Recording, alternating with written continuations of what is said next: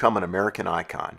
It has had more owners than you can shake a stick at over the last 76 years, which hasn't mattered since the Jeep brand has continued to gain in popularity ever since its inception during World War II. Jeep has had the great ability of releasing many innovative, leading-edge SUV models over the years. Jeep doesn't follow the market trends, it makes them. Jeep is well known for its cutting-edge concept vehicles, some of which provide Jeep buyers a glimpse of future Jeep models. As a part of this process, Jeep has released some really crazy off-the-wall concepts.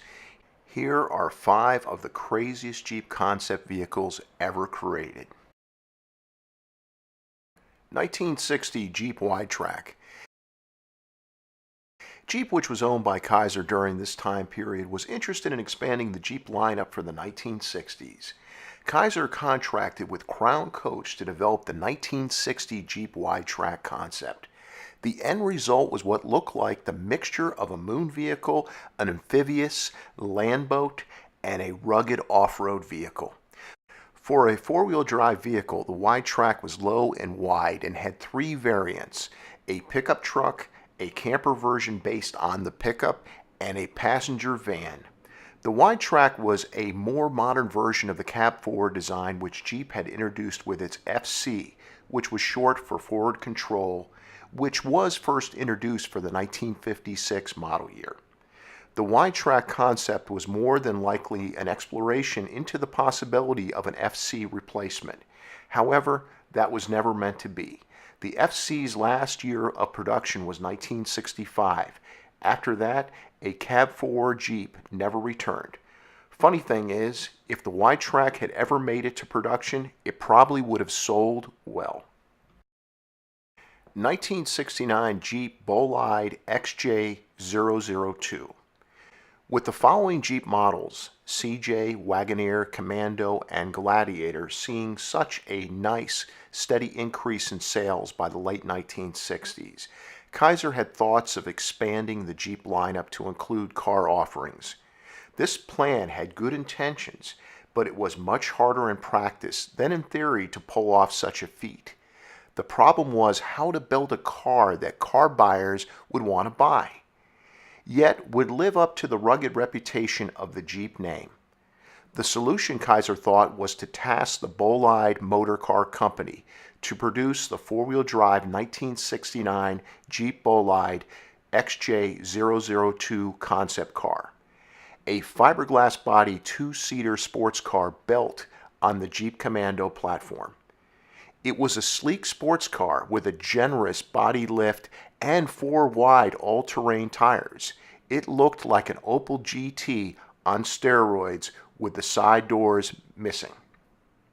It was powered by a Buick V6 engine mated to a GM-sourced turbo hydromatic 400 3-speed automatic transmission. Even though this concept had cartoonish proportions, it seemed to work. The funny thing is, due to its fuel-efficient V6, great off-road capability, and wild, sleek styling, had it been produced, it probably would have sold well in the crazy car market of the 1970s. 1970 Jeep XJ001. The Jeep XJ001 concept car was being developed by Kaiser at the same time as Bolide was creating the XJ002 for Jeep. The XJ001, just like the Bolide XJ002, was a Jeep car concept. However, it was the polar opposite of the XJ002 in that it was a Jeep muscle car concept. The XJ001, however, was different than most muscle cars in that it was tiny. It had a very short length of only 144 inches. It was about the size of the mini cars in the 1968 to 1970 Hanna-Barbera Banana Splits TV show. The XJ001 was based on the short CJ5 platform and shared the CJ5's very short 81-inch wheelbase. It was a 2-seater which had the width and ride height of a muscle car and had a set of wide H60 15 tires, and a set of shiny, sporty muscle car wheels. The XJ001 was an open-air roadster. It may have looked like a low-riding car, but it had a heavy-duty, full-time four-wheel drive system. The body was fiberglass and had a radical hood scoop and side air extractors, which added to the XJ001's muscle car look. Though overall this car looked like a microcar, it was equipped with AMC's 360 cubic inch V8. For a vehicle that was estimated to weigh no more than 2,500 pounds, the XJ001, if it had made it to production, would have been one very fast car. 1977 Jeep 2. By the mid-1970s, Jeep was humming along. Not only were its vehicles seeing increasing popularity, but they were soon becoming 4x4 status vehicles. There was one problem with the move up the status ladder. It generally meant it was harder for those buyers to afford a Jeep who could only afford to pay entry-level prices. Jeep thought it had the answer with the release of the 1977 Jeep 2 concept.